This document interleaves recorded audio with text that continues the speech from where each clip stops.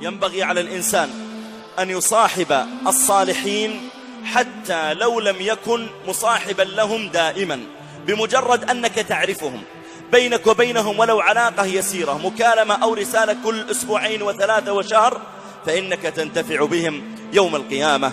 سئل الحسن البصري رحمه الله تعالى عن قول الله جل وعلا: فما لنا من شافعين ولا صديق حميم. فقال الحسن البصري رحمه الله: هذا يكون في يوم القيامة إذا دخل أهل الجنة إلى الجنة ودخل أهل النار إلى النار، فإن رجلا من أهل الجنة يقول: يا ربي، أين صاحبي فلان؟ أين صديقي فلان؟ لا أراه معنا في الجنة. فيقال: هو في النار.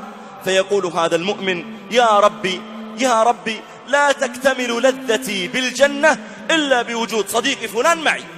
فيأمر الله تعالى بذلك الصديق فيخرج من النار إلى الجنة فيدخلها، فإذا دخلها يقول أهل النار: من شفع له؟ من أخرجه؟ عنده عمل صالح؟ فيقال: لا. أبوه شهيد؟ أخوه شهيد؟ لا. شفع له الأنبياء والمرسلون؟ لا. فمن شفع له؟ قالوا: شفع له صديقه الصالح. عندها يصيح أهل النار ويقولون: فما لنا من شافعين ولا صديق حميم. فما لنا من شافعين ولا صديق حميم. فلو أن لنا كرة